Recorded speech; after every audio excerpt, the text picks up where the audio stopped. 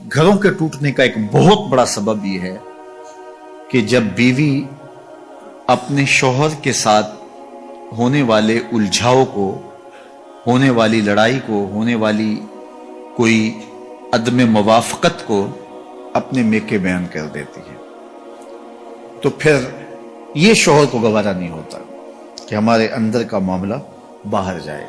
अगरचे उसने ज्यादती भी की हो, लेकिन फिर भी वो इस बात को पसंद नहीं करता कि मेरी बात कहीं और जाए। इंतहाई मजबूरी हो, हालात ऐसे हो जाए, वो एक अमर आखिर है, लेकिन अमूमी तौर पे जो घरों में ऊंच नीच हो जाती है तो उसको कुछ खवातीन की आदत होती है कि वो मेके बयान कर देती हैं, फिर वहां से चलती चलती पूरे मोहल्ले गली में फैल जाती है। और वो ना भी उस पर बात कर रहे हों, लेकिन लहजों की तलखी और रवैयों का तबद्दुल उस शौहर को बता देता है कि मामला क्या हुआ है, जो बात हुई है वो कैसे पहुंच गई है, अगर उन्होंने उसका तज़किरा ससुराल ने उसके साथ ना भी किया। तो ये एक जो है वो इंसान को अल्लाह ने हसासियत दी है, वो इन चीज़ों को महसूस कर लेता है कि मामला क्या हुआ है। और यहाँ आज के ज़माने में तो हमसाई को भी बता दिया, रिश्तेदार को भी बता दिया, वो व्हाट्सअप ग्रुप बने होते हैं, पूरे ग्रुप में डाल दिया कि ये क्या माजरा हुआ, और फिर अजीब रंग चढ़ता है और ख़ानदान टूट के रह जाते हैं और तलाक़ें वाक़या होती हैं। अगर कोई उलझाव हो तो वो मियाँ बीवी के दरमियान हो, आज उलझने कल नहीं होगी, फिर याद भी नहीं होगी कहाँ कहाँ उलझा हुआ था। जिंदगी में उलझने होती रहती हैं मियाँ बीवी के दरमियान, लेकिन वो उलझन खत्म हो जाएगी तो फिर याद भी नहीं रहेगा कहाँ कहाँ उलझन हुई थी।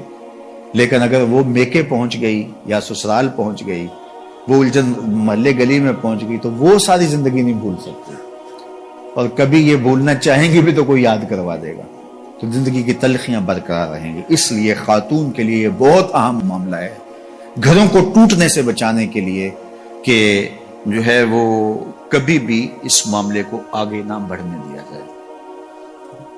मैं आपके सामने हुजूर का एक वाकया रखता हूं।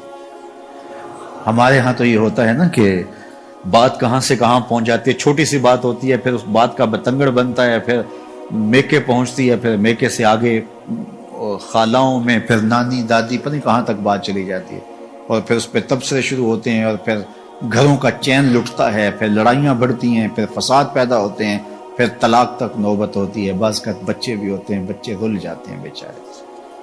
तो ऐसे वाक़यात रोज़ निगाहों से गुजरते हैं। तो ये एक बुनियादी चीज़ है, जब आग लगती है तो वो बिल्कुल छोटे पैमाने से लगती है, फिर भड़कती भड़कती वो पूरे जंगल को जला देती है। तो खातून ये कहे मैंने तो थोड़ी सी बात ही की थी, नहीं, अपने आप को कंट्रोल करो। सही बुखारी में रिवायत है, एक दिन हुजूर तशरीफ फरमा थे, उम्मुल मोमिनीन सईदा आयशा रज़ियल्लाहु ताला अन्हा भी थी। फरमाया, आयशा जब तुम मुझसे नाराज होती हो मुझे पता होता है। कैसी नाराजगी थी कि हज़रत आयशा बताया नहीं कि मैं नाराज हूं, लेकिन हुजूर फरमाया कि जब तुम नाराज होती हो, यहां तो मेके तक पता होता ना, फरमाया मुझे पता होता है जब तुम मुझसे नाराज होती हो, नाराजगी चल रही होती है तो मुझे पता होता है। तो हैरत से पूछा आपको कैसे पता चलता है, यानी मैं तो बताती नहीं। तो फरमाया कि जब तुम मुझसे राजी हो और बातों बातों में, अरबों की आदत है ना कसम करके बात करते हैं, कोई भी अहम बात हो वल्लाह बिल्लाह तल्ला कसम उठा करते हैं, तो कहा जब बातों में कसम की नौबत आ जाए और तुम्हारी मेरे से कोई नाराजगी ना हो, तो फिर बात करते हुए तुम कहती हो ला व रब्बे मोहम्मद, मुझे मोहम्मद के रब की कसम। फिर तुम कहती हो ला व रब्बे मोहम्मद, मुझे मोहम्मद के रब की कसम। और जब तुम्हारे अंदर कोई नाराजगी चल रही हो तो फिर बात कसम की आए तो तुम कहती हो ला व रब्बे इब्राहीम, मुझे इब्राहीम के रब की कसम। तो कहा इस बात का साइन है कि कोई नाराजगी चल रही है। तो हजरत आयशा रज़ियल्लाहु ताला अन्हा मुस्कुरा पड़ी और अर्ज की या रसूलल्लाह मा अहजुरु इल्ला इस्मका, नाम छोड़ती हूँ दिल में आप ही होते हैं, दिल में डेरे आपके ही होते हैं, दिल में बसेरे आपके होते हैं। अल्लाह अकबर, ये रंग देखिए और ये जमाल देखिए और ये खूबसूरती देखिए। क्योंकि हुजूर से अगर नाराज होती हैं तो फिर कोई ऐसी बात तो नहीं कर सकती, सिर्फ शौहर ही नहीं रसूल भी तो है ना। अब निकाह क्यों किया जाता है, हदीस में आता है कि 4 वजह से निकाह किया जाता है। ले मालिहा, ले हस्बहा, ले जमालिहा, ले दीनिहा।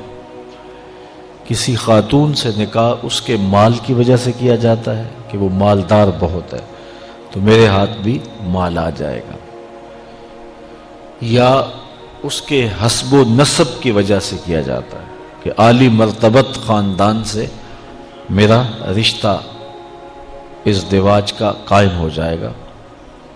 ہمارے دیہاتوں میں کہتے ہیں کہ بازو بن جائیں گے. اور تیسری وجہ لجمالہا، عورت کے حسن و جمال کی وجہ سے قلب کا، دل کا میلان اور رجحان ہوتا ہے اور نکاح کیا جاتا ہے. اور چوتھی وجہ لدینہا، کسی کے دین کی وجہ سے نکاح کیا جاتا ہے. اور حضور نے فرمایا دین کی وجہ سے نکاح کرنے والا کامیاب ہے. یہودی عموماً مال کی وجہ سے نکاح کرتے ہیں، عیسائی حسن و جمال کی وجہ سے نکاح کرتے ہیں، اور مصطفیٰ کے غلام دین کی وجہ سے نکاح کرتے ہیں.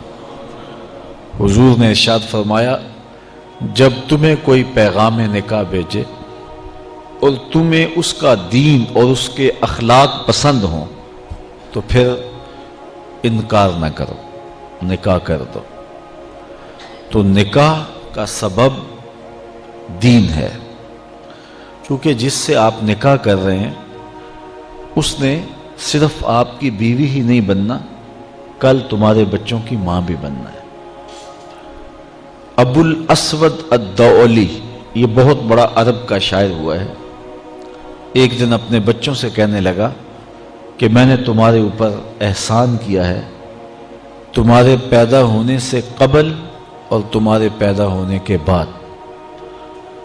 تو بچوں نے کہا کہ ہمارے پیدا ہونے کے بعد آپ نے ہمارے اوپر جو احسانات کیے ہیں وہ تو سمجھ میں آتے ہیں، لیکن ہمارے پیدا ہونے سے پہلے آپ نے ہمارے اوپر کون سے احسانات کیے ہیں؟ تو ابو الاسود الدؤلی کہنے لگا کہ میں جب اپنے لیے نکاح کے لیے خاتون تلاش کرنے لگا تو میں ایک شاعر ہوں، تو میری طبع میں یہ تھا کہ میں خوبصورت خاتون سے نکاح کروں.